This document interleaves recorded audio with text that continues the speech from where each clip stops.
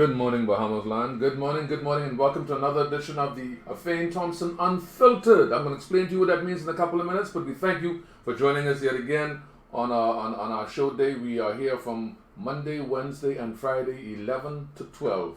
We're quick, we're to the point, and we are exciting. We believe you'll bring the message that you're gonna very really hear in certain quarters in our Commonwealth. Again, welcome to our show. Now, today is going to be a focus on a theme that you will see cast along our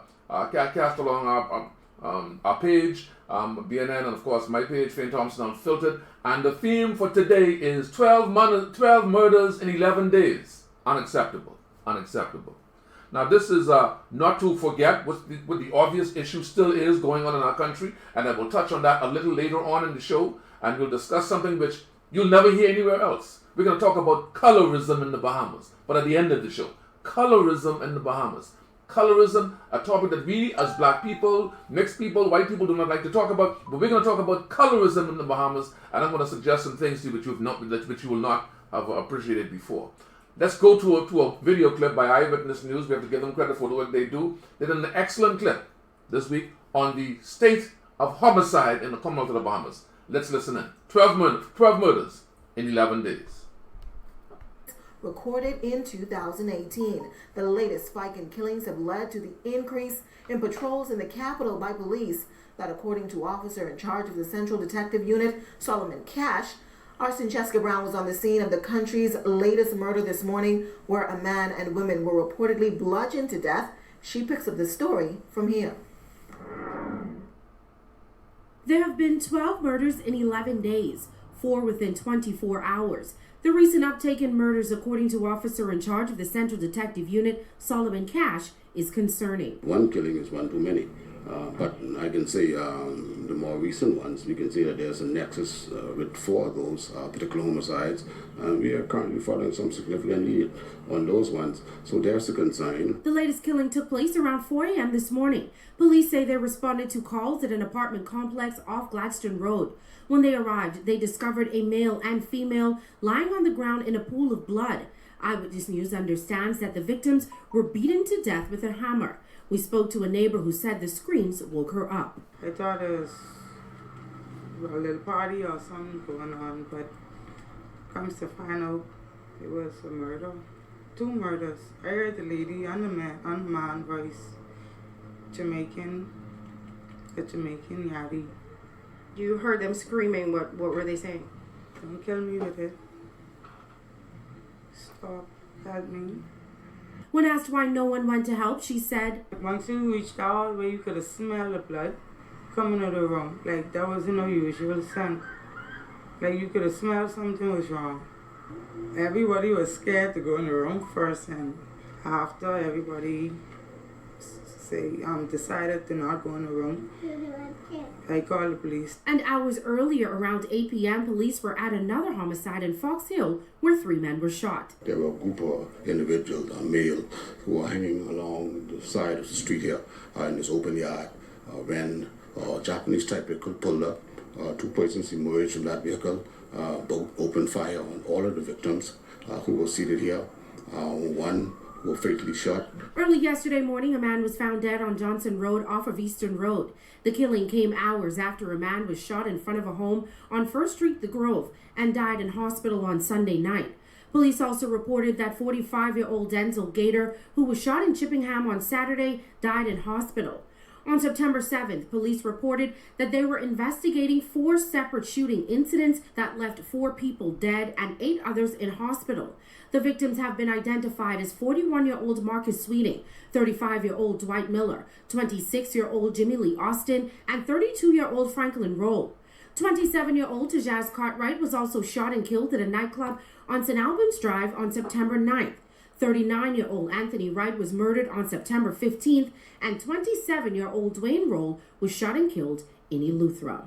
Police have not indicated if there are any suspects in custody in any of these murders. Sancheska Brown, Eyewitness News.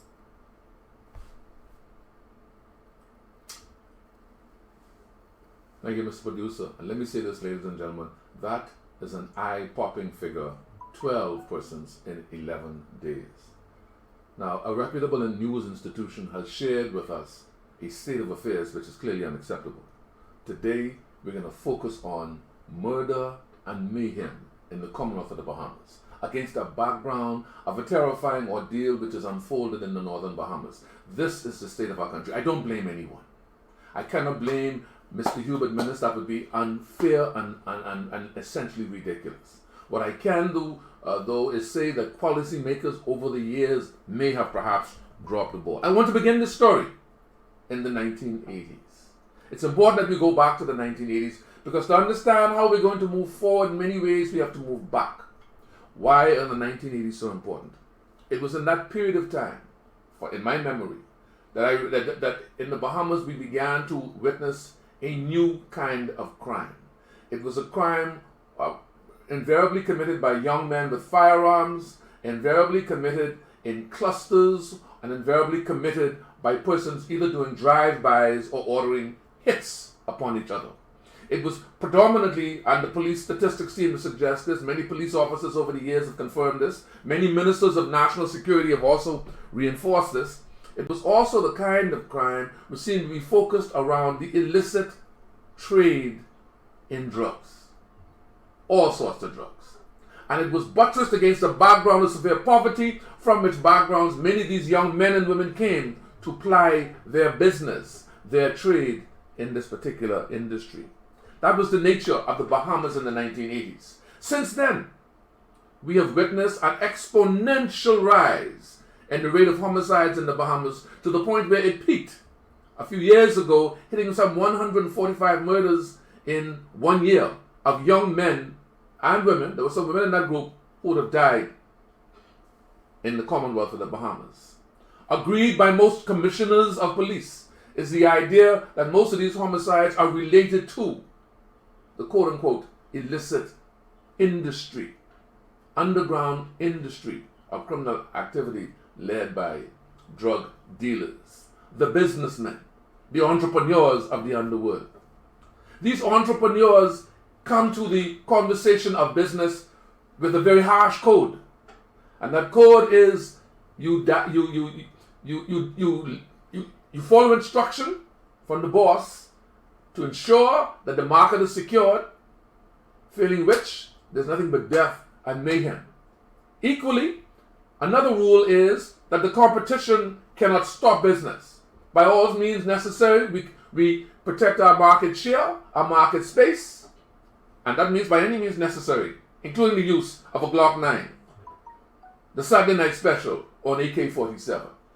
So much so that it has become commonplace in the Commonwealth of the Bahamas since the 1980s to witness an exponential rise in the use of the drive-by to settle scores in this business. That is the nature of the society in which we live. That is the nature of the country in which we seek to build our families against this backdrop of a rising tide of violence and murder because of the underworld use of drugs and the underworld use and sale of drugs. Many people for years have been clamoring for something to be done about this. I started a Facebook page, and I'm going to announce it again, called Citizens Against Prohibition, Bahamas. And in that particular page, we have been agitating for years for a new mantra to deal with the rising scourge of homicidal violence which is associated with the use of drugs, or the sale of drugs, or the distribution and movement of drugs into and out of the Commonwealth of the Bahamas. On that particular page, if you wish to refer yourselves to it, countless articles are there, some of which show the way out to deal with this particular problem. But before we get to talking about the way out, let's talk about some of the more heinous examples of the violence which has been associated with this particular form of kind of business. And it is fair to say that the Bahamas is a narco economy. What does that mean? It is an economy which has been built on tourism, financial services, banking, but also an underground economy known as the narco economy. Narco is a shortened form of the word narcotics economy. We have been dead set in the middle of a conveyor belt, a location which facilitates the consumption of huge amounts of drugs in the United States. And this particular business is led by daring Bahamian boatsmen who will go on the seas and transport this type illicit product, and also fly planes in and out of various drug centers in South America, through the Bahamas and into the United States to supply that vast appetite that Americans have for the consumption of drugs. That is the nature of the Bahamas in which we live. Some of us have been talking about this problem from really early 2000s. And one of the reasons I felt it was important to set that page up was to allow people to discuss and to see the conversation, to understand the conversation about why this is such a serious problem. In June of 2018, I believe it was, I wrote an article, and I just want to read this article. And the article is headed, "From Fox Hill to Montel Heights, the war continues. The war on drugs continues. Let's end the drug war."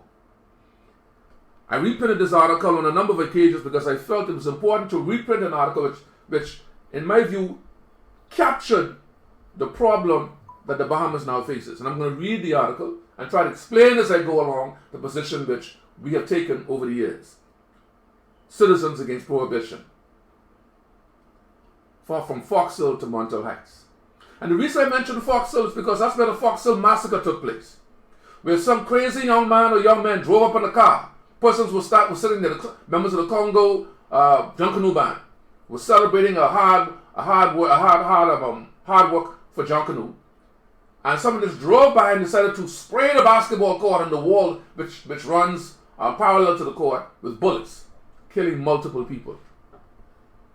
The article that I wrote on that day was an article really which was my way of trying to explain why it was necessary for us to recognize that what is killing the Bahamas is a drug war. And a drug war which perhaps is focused on the movement of certain forms of illicit drugs in an illicit, illegal market. And what that causes and how that may destabilize our country. What that causes to happen to our country and how that may destabilize our country. Not just our country, but our democracy. You see, Fayne Thompson Unfiltered is not going to be about what you think you're going to hear. It's going to be about a conversation that most people would not even want to entertain. The Bahamas is in part a narco economy.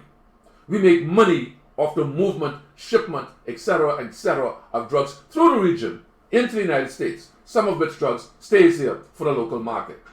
Now, it is true to say, and many police officers will tell you this, and many police officers have told me this, that Bahamians don't necessarily consume hardcore drugs. That in fact, the drug of choice in the local industry is marijuana. Some people would, I'm sure, experiment with other drugs, but it seems like the profitable drug is marijuana and or cocaine.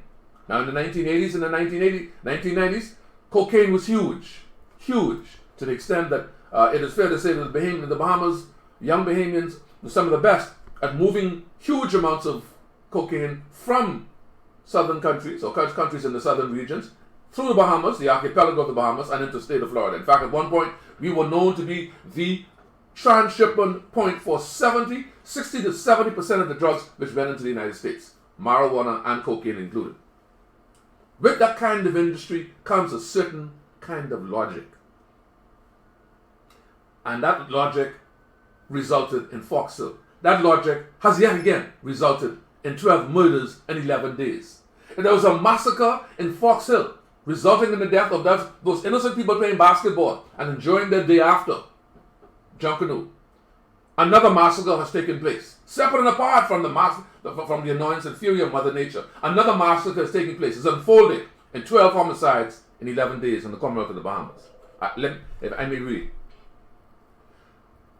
Do not pacify the public, produce results. Many will now scream, hang the perpetrators of the massacre in Fox Hill. Deny them bail and abolish the Privy Council. And for a time they will feel that the murderous violence will subside. For a short time it may. We understand as we begin this article the siege mentality which abounds in Nassau. We understand and accept that the level of violence in New Providence is unacceptable in an island the size of 21/7. Statistics indicate that we enjoy, my cynical word, ladies and gentlemen, one of the highest per capita homicide rates for the space upon which we reside in New Providence. We use the word enjoy in its pejorative sense. We started on our show a conversation calling for a new direction, one which analyzes recent trends in violent crime and charts a new direction which challenges the market forces which undergirds since the 1980s these doggedly high homicide rates. Now, ladies and gentlemen, at that time, I think we were still at the level of 100 plus homicides a year. That was just a couple of years ago, though, if you recall the Fox Hill massacre. Very few persons have listened. We are content to fix this problem, and this is my opinion, ladies and gentlemen, by throwing more police at the problem. We are content to pass more unconstitutional laws and further damage our hard-won freedoms. We are resigned to throwing the social crisis generated in the womb of drug prohibition and worsened by the cancer of recession at the feet of them, the criminals, as if they are a manifestation of some alien force unrelated to the reality and the world in which we live. The bandits who massacred our friends and members of our families in Fox Hill, who massacred members of the Fox Hill Congos, are our relatives, are our sons, they are our dysfunctional children. They are also the ultimate manifestation of the chickens coming home to roost. Young people whose lives and whose values have been shaped by the words of 50 cents, get rich or die trying. Life has been reduced to words like getting over. Biggie Smalls is more popular. Biggie Smalls and Tupac are more popular. Biggie Smalls, Tupac, and names like Emperor and 90 are more popular than the men and women who are the leaders of the great civil rights movements of the past. People like King, Mandela, and let us include pending in that group. Atop this alienation of this drug culture, a crass materialism burdens these soldiers of the drug barons and victims of this economic crisis to be breadwinners and providers for their families. For them, the drug culture offers well-paying entry-level jobs. That's what they do, ladies and gentlemen. Well-paying entry-level jobs which require the carrying of a gun and an ability to comply with an order to kill without question. Market share must be protected at all costs. And should a brother be disrespected, the punishment for crossing the lines in the business are the same as crossing the lines for showing disrespect. Death by way of a bullet out of the barrel of an AK-47. The behavior patterns of the drug barons are now generalized and embraced by our young men. They do not settle the disputes anymore by having a disagreement and slapping each other. Something as simple as that. 30 years of a misguided war on drugs and the embrace of this violent culture is the cause for the massacre in Fox Hill. It is as simple as that. Now, the reason why I read that article is because I felt it was important to put this conversation today into context. That article was written 3 years ago. No, whatever the massacre I think was in like 2017, 2 years ago. Two years ago. This week, we have witnessed 12 murders in 11 days. 12 murders in 11 days. And the point which I seek to make is that the echoes of that particular article, that article echoed in my mind in deciding what was the focus of our show today. Should we talk about the obvious, or should we continue talking about Dorian? We're going to talk about Dorian in a minute, but in a different way. Today I felt it was necessary to remind us, that we remind ourselves that the reason for the state of siege, the reason for the homicides, the reason for the despair, the reason for the violence has to do with the fact that this narco economy is out of control, and the combination of a narco economy and rife and widespread poverty of our young men is a recipe for murderous disaster. What shall we do about this? On July the 29th of this year, in Citizens Against Prohibition, my Facebook page that deals with these issues, these are the words which I share, and I'm going to repeat them now. Many countries have opted for decriminalization. This reduces pressure on the police, but sustains an illicit market. That's the first statement I want to make. The next statement I want to make is, we have a marijuana commission led by two august gentlemen. One is Mr. Quinn McCartney, and the other is Mr. Simeon Hall. Both men who believe and passionately want a better Bahamas.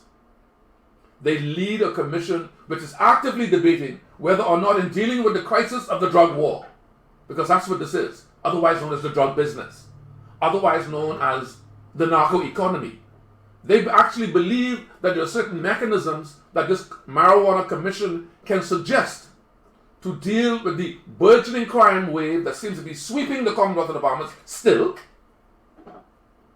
and the work that they do in that commission.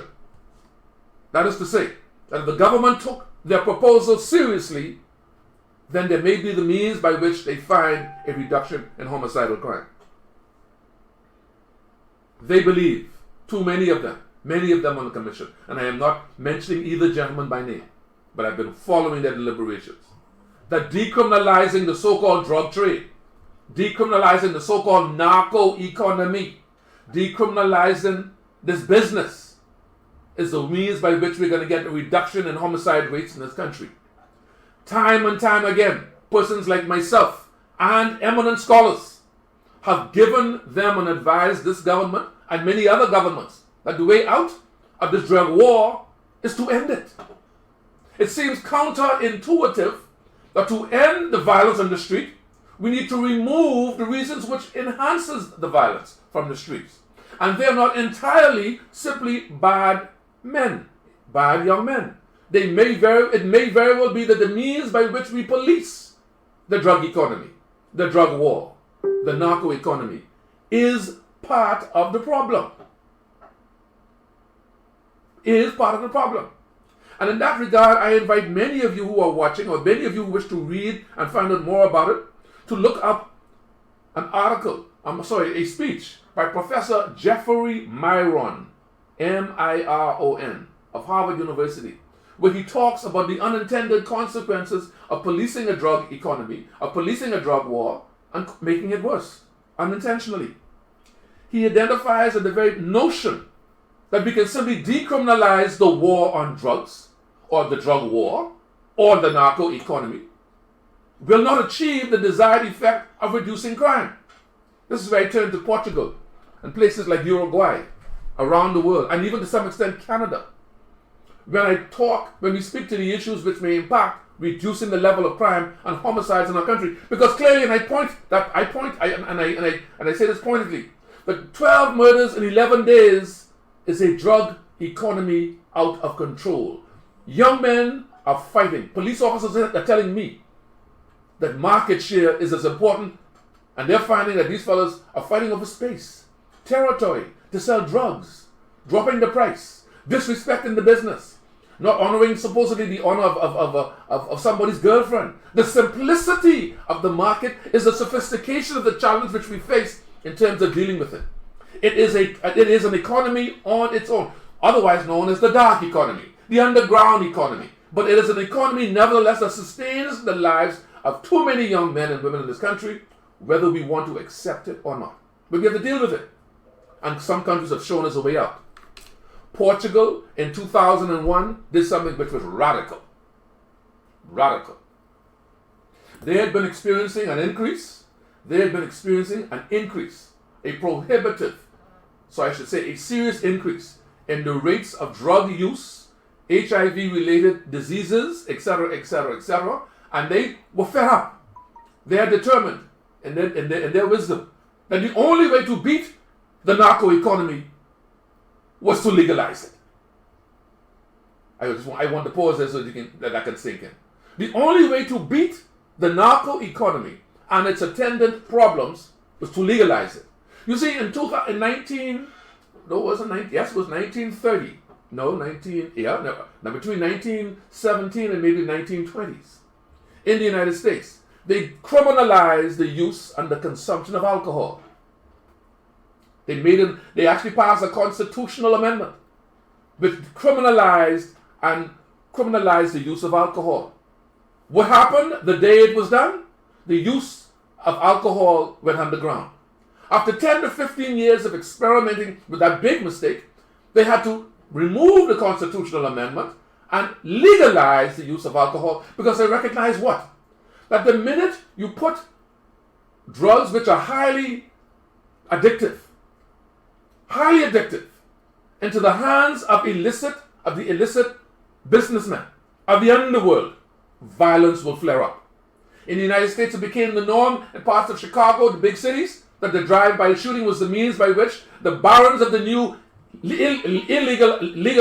criminalized business would exact their justice. What is happening in the Bahamas in 2019, 100 years later, 100 years later, is the same thing which happened in Chicago in 1919, which forced the American government to legalize the use of alcohol. Check on it, ladies and gentlemen. I don't talk fool. And when I share something with you, I invite you to check the information. Prohibition ended because they recognized that prohibition brought war and mayhem in the United States of America. War and mayhem. War and mayhem. It reminds me of that song by Bob Marley, War. But maybe we'll let the producer close out our show with that particular song. War. But let me say this to you. That particular lesson of the United States in the early 20th century, Portugal in 2001, Uruguay in 2008, when they legalized the use of marijuana, and they made it a particular and they moved it from criminalization to a health-related challenge, resulted in plummeting rates of homicide in the black market.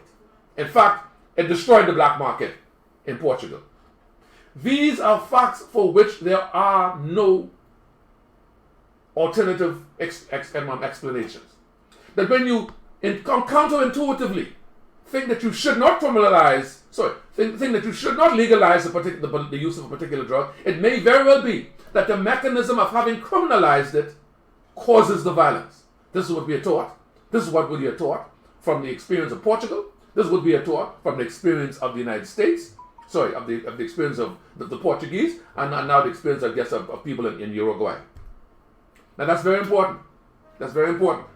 Because when we begin to have this conversation in the Bahamas about how to deal with the high rates of homicide, the 12 murders in 11 days, ladies and gentlemen, check out my Facebook page. Check out the conversation that you are hearing today. Check out Portugal. Check out Uruguay. Check out Canada. Check out Colorado. Check out the many states across America which have accepted the logic that leaving this business in the hands of illicit businessmen, the drug dealers, is the reason for the violence, is the reason ultimately for the homicide. Commissioner Greenslade said as much. His predecessors have said as much. I've not heard this particular commissioner speak to it, but countless ministers of national security over the last 20 years have said as much. That there's a direct correlation in our country between the high rates of homicide, the escalating rates of homicide, and the illicit market in drugs. Now, Mr. Hall and Mr. McCartney may wish to suggest at some point that we should decriminalize or legalize. This is where I get to the point of trying to be productive. I'm constructive. It makes no sense decriminalizing a business when the decriminalization of that business does not end or bring into the mainstream the very means by which people obtain and sell the drug. What does that mean?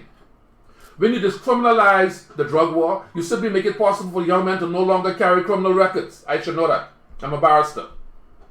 I should know that. And everybody in this country knows that. When you decriminalize, you simply take away the stigma, if you can, of criminalizing someone for the use of something which it makes no sense to police in the ways in which we've been doing. The trick is not only to decriminalize the use of marijuana in the Bahamas, but also to legalize it, bring it into the mainstream, supervise it, tax it, monitor it, and provide the health and medical facilities persons need to deal with their dependencies. Whether we like it or not. Whether we like it or not. There will always be a percentage. There will always be a percentage of persons who have a need to consume mind-altering substances. That is the reality. That is the reality of the world in which we live. Ladies and gentlemen, that has been the focus of the first part of this show. That we are doing it wrong. That we can deal with and stop the 12 murders in 11 days. That we need not have another Fox Hill massacre. That we need not have a continuation of massacres because businessmen are unregulated and engaging in open warfare to settle their difficulties. Now there are homicides which will take place which are not related to the drug world and to our narco economy. But most of the statistics would show These are turf wars, disrespect in the business, etc., etc., and the exacting of a justice which you cannot obtain because you can't go to court. Now, I've been a while on that. And it's important that you understand the point that I'm trying to make. Ladies and gentlemen, I hope that's been helpful. Now, what I want to do, with your agreement, what I want to do is to encourage you to read, to encourage you to teach yourselves. Because, like the war, I should say the WTO campaign, which many have said that we have won, and I don't think we have simply won it, it's just simply gone on pause. Human beings acting together can beat back bad policy and make it work, and make good policy work for themselves. It is bad policy to police the narco economy the way in which we have done so since the mid-1980s. It is just bad policy. It has resulted in increasing murder rates. It has resulted in attacks on our democracy by quote-unquote well-meaning politicians. And I can deal with one particular instance which deals with the so-called imposition of the mandatory minimum sentence by the Ingram administration in or about 2000 or thereabouts. And the mandatory minimum sentences which it was directed that magistrates should impose on young men who go before the courts. There have been 12 murders in the last 11 days, and there's a way out. But you have to take a chance on us, Mr. Policymaker. You have to take a chance on some of us who have seen this. As a former prosecutor, magistrate in the courts, and so forth, I've seen firsthand the devastation. I understand intimately the devastation. And I understand the political economy of the narco business and how it leads naturally, unregulated, to violence, uncontrolled violence, unpoliceable violence. I'm going to take a break right now. And if we could get that particular song, War, I think it's by Bob Marley, I wonder if we can actually play it, Mr. Producer. But let's take a break for a couple of minutes. We're going to come back. We're going to tidy up this part of our show, because I hope you found it informative. And then we're going to deal with something which irks me, and I've shared on Facebook some of my thoughts about it. But this is the Fayne Thompson, this is Fayne Thompson Unlimited.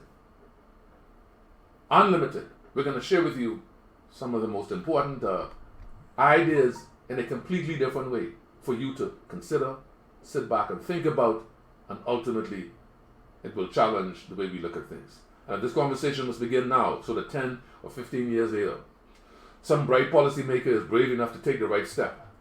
Then hopefully this small conversation would have contributed to that. Let's take a break right now, and we'll be right back.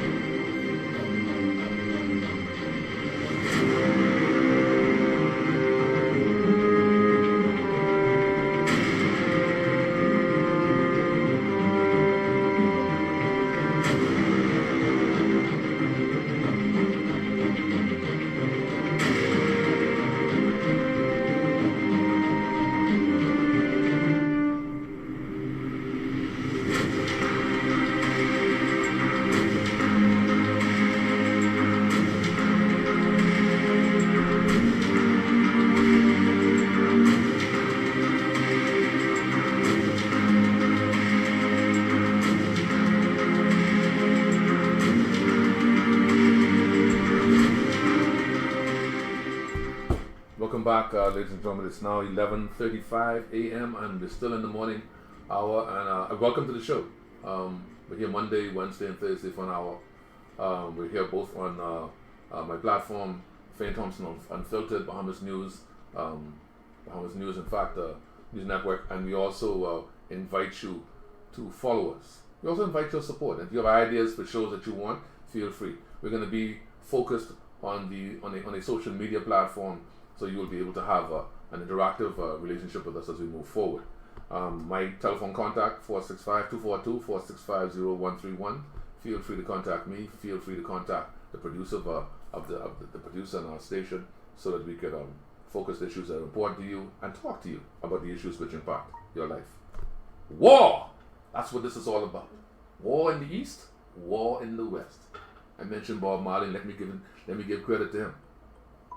Bob Marley was the one who says that until the philosophy which hold one race superior and another inferior is finally and permanently discredited and abandoned, everywhere is war. Me say war. That's Marley. That's Marley, ladies and gentlemen. That until there are no longer first-class and second-class citizens of any nation, until the color of a man's skin is of no more significance than the color of his eyes, me say war. That's what he's saying. There's going to be war until these things are dealt with. That until the basic human rights are equally guaranteed to all with regard to race, this a war. That until that day, that dream of lasting peace, world citizenship, rule of international morality will remain in but a fleeting illusion to be pursued, but never attained. Now everywhere is war. War. The words of Bob Marley, just so that I share them real quick, because they came to mind. They came to mind, and they teach us how serious and how important it is to take seriously issues which impact the human race. And it's a human rights issue, the drug war, so-called war on drugs. And it's a misnomer, because it almost seems to suggest that it's a war against drugs, or against people who sell drugs. But in reality, really, it's a war that we have waged against ourselves.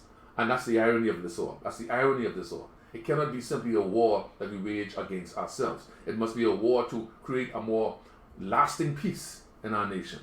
There will be no lasting peace. You see, this particular commissioner of police thought he had a great time on his hands. He saw a significant drop, a trend downwards in homicides last year. He thought that somehow that was some suggestion that by saturating the streets of New Providence, that meant something. But now we know better. The drug economy, the narco economy is cyclical. It's like a business. It goes up and down.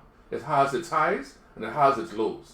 And unfortunately, in those highs and in those lows, these things take place. We are the 11th highest per capita homicide country in the world. In the world. In a small country of barely 300,000 people, we're losing on average 100 plus people every year to war. A stupid war generated by a false need to prosecute and endeavor a behavior pattern which cannot be policed. And the Portuguese have shown us what you can do and what you can achieve if you accept that reality. That's war. Me say war. So let's now deal with the war. Now everywhere is war. 11 dead. 11 days. 12 dead in 11 days. Now, if that is not war, a war that we should take seriously and not just tinker around with, talking foolishness simply about decriminalization, I don't know what war is. So, respectfully to Mr. Pastor Simeon Hall and my family, Mr. McCartney, we need more than just decriminalization. We need legalization and proper policing and supervision of a business which is here, which was here before the Dangerous Drugs Act, and it will be here after the Dangerous Drugs Act is repealed. Repeal the Dangerous Drugs Act. Legalize marijuana. Find ways to police it and to focus on the health-related concerns of people who use. The peace dividend, the reduction in costs will be amazing. The reduction in homicides will be glaring. It has happened before. This is nothing new. Thank you very much for listening to me in that regard, ladies and gentlemen. I hope that has been our Fayne Thompson Unfiltered expose of the way in which this perhaps could be dealt with. Let me now turn to something which is even more immediate at us. Something which impacts our daily lives now because, of course, of the massive hurricane which struck the Bahamas just a few days ago. Last night I was moved, and I do this perhaps too often nowadays. Maybe I should just take a break. I was moved to write a response to an article which appeared on Facebook. essentially an article which sought to justify a change.org petition which has been started, calling for the repatriation amongst other things of Haitians, an end to shanty towns in the Bahamas, etc., etc., etc. I wrote a very long piece. Generally, it was well accepted, save and except that there were those who felt that I was somehow being soft on the question of illegal immigration. Thank God I am not running for elective office, because if I was, I would not get elected. I would not get elected because too many Bahamians are caught up in the poison of their bigotry. Too many of us do not understand where this bigotry comes from. How is it curious that across the Caribbean, there's only one group of people who sacrificed so that black people could be free in 1804, are the ones who are suffering the so-called pang of discrimination, Caribbean-wide, Haitians. How is it that they seem to be, as a cultural group, the person's always in the target line, always in the firing line to justify some nonsensical policy initiative in this region? In the Dominican Republic, Haitians who have lived in the Dominican from 1929 have been stripped recently of their citizenship because it was felt that because their great-grandmother or their great-grandfather was not of Dominican blood, that they ought not to have citizenship. They've been there from 1929. They were stripped of their citizenship. And huge numbers of them were sent back across the border between the Dominican Republic and Haiti to so-called their home, quote-unquote their home. We just had Hurricane Dorian blow through. Thank you, Mr. Producer. He put that article up. We just had Hurricane Dorian blow through the Commonwealth of the Bahamas. And Dorian came with a vengeance. Mother Nature is furious with us. We are not attending to the concerns of our Mother Earth well, and Mother Nature showed us what that was all about. And in the midst of this pain and this suffering, this change.org petition is actually garnering support. Garnering support to end the so-called construction of shanty towns in the Commonwealth of the Bahamas. Now, I wrote a long article about it. I'm not going to deal with it because that's not the purpose of what I'm doing right now, but I want you to see it if you want. About 11 hours ago, and there it is, not on my watch. There will be no pogrom, P-O-G-R-O-M, in my country. I wrote an article which essentially laid out what I feel about what is happening today, post-Dorian in the Commonwealth of the Bahamas. And then to bring it home, war in the East, war in the West. That's what Marley said. But we have war going on between cultural groups, simply, purportedly trying to make the point that we need to get rid of these Haitians from these shanty towns and send them packing. Most people do not understand, remember, and know that most of the inhabitants of the mud, pigeon peas, and the farm are citizens of the Commonwealth of the Bahamas. It don't matter though, because we are treating them the way other countries in the Caribbean have treated them. The people who led freedom, who led the fight for freedom, for black people and for humanity 200 years ago, are seen as a pariah across the Caribbean to decry, to dismiss, and to demean. All because, purportedly, I don't know what the reason is, but I'm going to suggest the reason for you.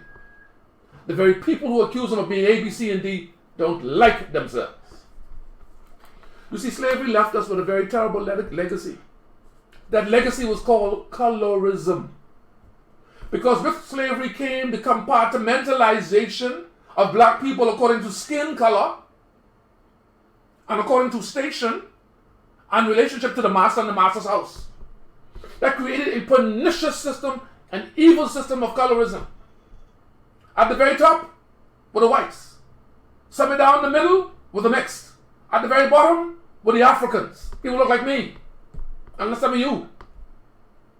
And in that mix developed a pernicious system of what I would call colorism, which until this very day has continued in the Commonwealth of the Bahamas. That pernicious system of colorism. This, ladies and gentlemen, is the reasons for the negative treatment, in my view, that we are now meeting out this terrible conversation towards our brothers and sisters who are Bahamian, talking about Bahamians of Haitian descent, who are Bahamian, towards them in this difficult time. Can you imagine? In a white country, the United States of America, Italian Americans being blamed for a storm. the way we have blamed Haitian Bahamians for the storm, supposedly because God sent the hurricane to wash away voodoo and Obel from Marsh Harbor and parts of the northern Bahamas. That is what is happening to this community, leading to taking that to its natural and logical conclusion. Colorism, that unseen, unspoken, powerful caste system, is now leveling. Black people are doing this to each other now. Can't blame white people on this one. Is now leveling or causing the leveling of some of the most evil, unspeakable suggestions as regards what we should do about quote-unquote Haitians in the Commonwealth of the Bahamas in this most difficult time. Where did this come from? It came from our slave past. The hatred we have for some of ourselves. When we look ourselves in the mirror, we don't see people we like. We're ashamed of our noses. We're ashamed of our beautiful lips. We're ashamed of our melanated skin. We're ashamed of the great history we have as black people. In fact, we don't know about that great history. We believe that the history started in Europe, when in fact it started in the Nile Valley or thereabouts. We don't want to read. We just simply want to accept the poison of the so-called white supremacist ideas which abound in Western society. So there must be a scapegoat for all of this. That's the meek and the poor, and really the revolutionaries who made the great freedoms that we all enjoy possible, the people of Haiti. That is what is happening. We have internalized our own pain and our own anger towards each other, our own slave experience. White supremacy, we have internalized it. So that every time there's a problem in the Caribbean, the reflex by government sometimes, the reflex by black people towards each other, is to blame them Haitians.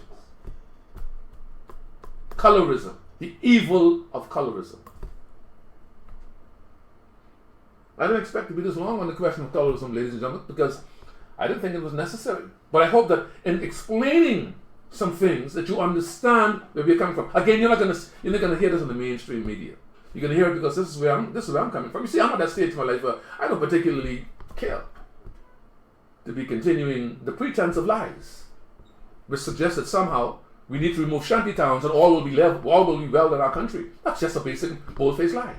A shanty town is a slum area. A shanty town is a form of ghetto. A shanty town is a place where people who are disadvantaged are forced to live. The shanty towns of Abaco were not put there by black people who came from Haiti. They were put there by a cabal of white, black, Bahamian businessmen in Marsh Harbor and the Abacos, and also by the complicity of the government who allowed them to be set up. Haitians didn't come here and plot to take over Marsh Harbor. We allowed it.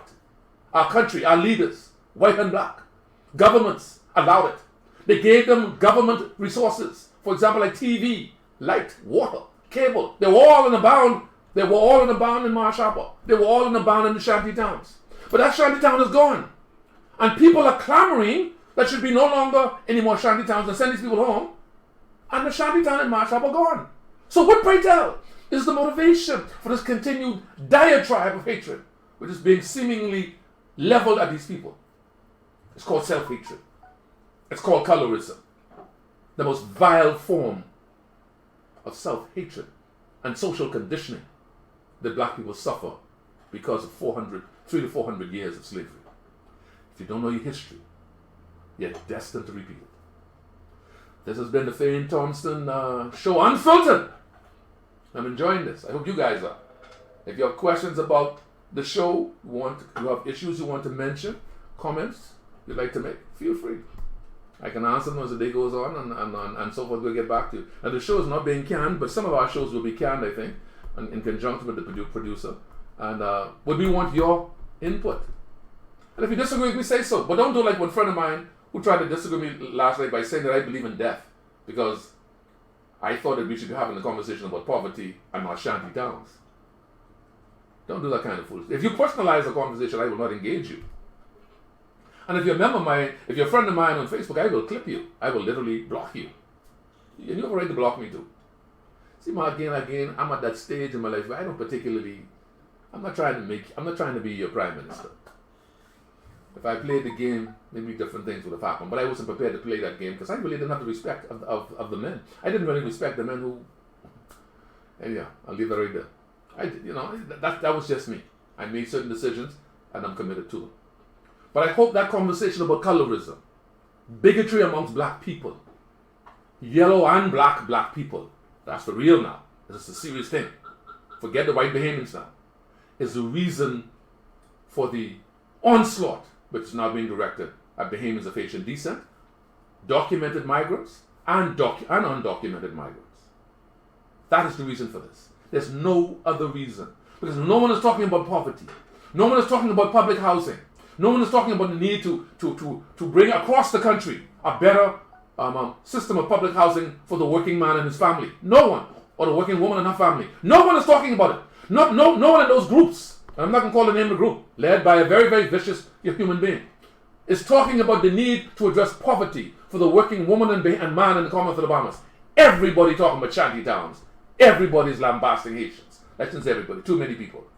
So I'm not here to discuss or to pretend as if it's not happening. I ain't going to do the play dance with you. I'm not looking for your vote. I'm looking for your time, bringing you over to this conversation so that you or your children one day can say to policymakers down the line, that's foolishness what you're running on with. That's foolishness. It got nothing to do with no so-called Haitian. That we have these social problems. It's about poverty. And yes, we have to deal with a migrant and an undocumented migrant problem. We have that problem. We've had that since before the Bahamas was an independent country. But don't demonize a people because you're a weak politician and you have nothing else to offer. Don't offer the demonization of a people to distract the Bahamian people from the real issues. Poverty is what caused the dilemma of housing in the Commonwealth of the Bahamas. And that's not restricted to just Bahamians of Haitian descent. That also includes Bahamians, English-speaking Bahamians, from the inner city of New Providence, from Exuma, from Harbour Island, and other communities that you will find around the Commonwealth of the Bahamas. Let's stop this vicious attack on each other because we don't like each other. Say sorry to yourself as an African Bahamian because you do not understand your history and you hate yourself to the point where you feel you must abide this bigoted nonsense. God bless and keep safe the Commonwealth of the Bahamas.